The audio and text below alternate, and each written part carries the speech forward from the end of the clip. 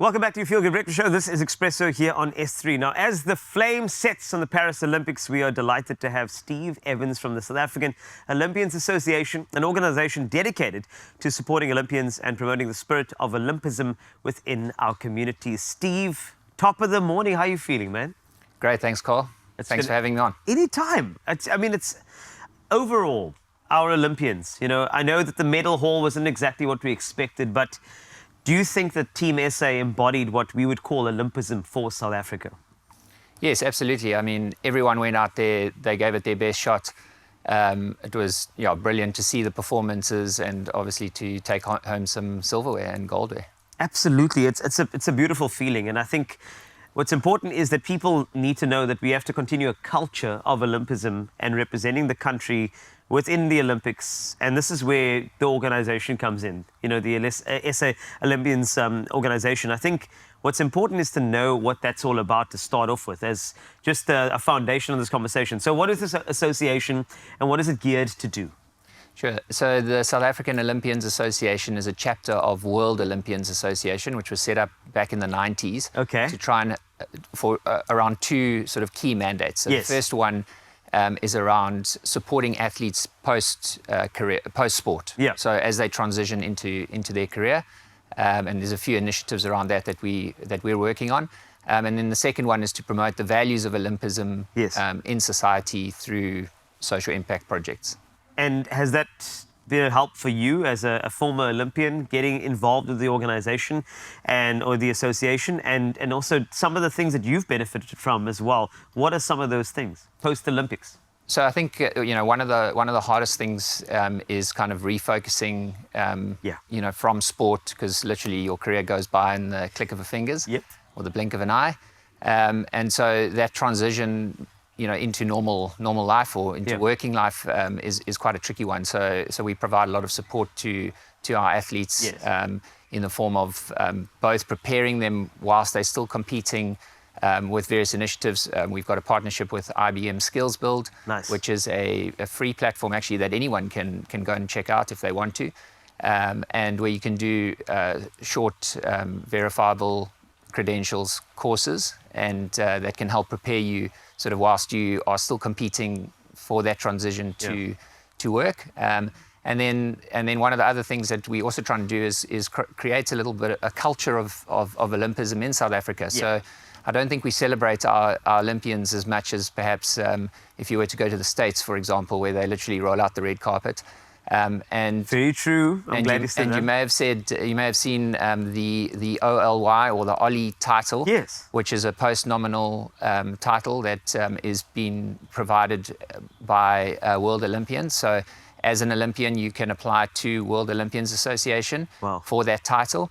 And then part of our role as SOA is to celebrate that. So we're busy planning an award ceremony, which we'll do in the latter part of this year, to present our Olympians with their certificate and gold pin to celebrate the fact that they are Olympians and they are entitled to use it in their title, in the email signatures, in their handles and so on. Yes. I mean, because the thing is, it's not just an event. You're representing an entire country.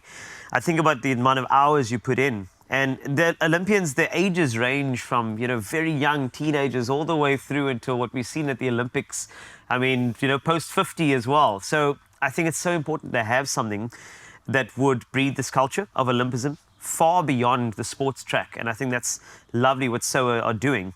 Some of the key initiatives, just to anecdotally give me an idea of what you have implemented beyond the awards, what are other initiatives that you're doing as SOA? Sure. Yeah, so in the service to society component of what we do, we can apply to World Olympians for grant money to support various projects that are on the ground. Lovely. So two projects that we've done most recently. Last year, Melissa Williams, who was our skateboarder from Tokyo, you might remember. So she has a non-profit organization called Skate for Smiles, which supports women in sports, which is obviously very topical this month. And she put on a competition to kind of promote skateboarding, and women's skateboarding. And hopefully the next generation of kids will come through from those kinds of initiatives. The other one is Gert Potgieter, who's one of our older Olympians, competed in 1956 in Melbourne. And he does a lot of work around the Olympic Values Program. Wow. And we're actually also busy partnering with the Irish Olympians Federation to roll out a program called Dare to Believe, which is a way where you can actually teachers can incorporate the Olympic values into their teaching as part of the curriculum. And then at the end of the period, an Olympian will come into your school and speak to you about their journey. That's so incredible. Because, I mean, maths was always a long jump for me. So, like, that's why I think it's such a good way to look at Olympic foundation and then also connected to education, which is profound. So for any Olympian who's perhaps sitting on the couch watching your Feel Good Breakfast shows thinking like, yeah, I got myself a medal or I represented South Africa, and they don't know about SOA, how do they connect with you to try and say, hey, I'd love to do the good work. I'd love to use what I've been given as a gift and spread it around the country and the world. I think it's important for them to know. And also potential Olympians to know about SOA well before. That's also critical. So how did they go about connecting with you, Steve, and starting this process?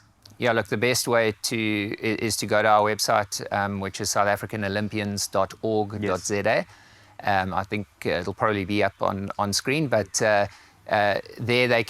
all the relevant links to register. First of all, for World Olympians with the World Olympians Association, which is where they check and provide your OLY award or your just to check that you are an Olympian, because you have to actually have competed at the games. So you have to have stepped onto the field to be called an Olympian.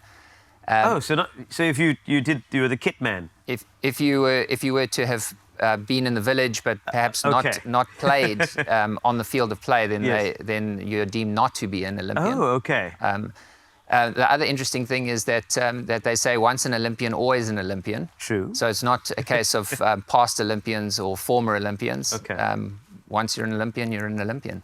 So so the best thing is to apply through World Olympians Association. We then get a notification of that, and we can add you to all the relevant groups and incorporate you into our programs. This is incredible. Steve, thank you so much for joining us. I think SOA are doing great work in creating Olympism, not as just a tool to represent a country in sport, but to change the entire world. So well done to you and your team. Thank you so much. Lovely. That's Steve from SOA, the South African Olympians Association. If you are an Olympian, yes, you've competed, then I think you should get involved, because there are some incredible missions for you to take on and a lot of inspiration that we can grab from you as society. So make sure you watch that organization closely. Also watch the kitchen closely in the next couple of minutes, because I've got a recipe coming up. But first, Hallo Zanele.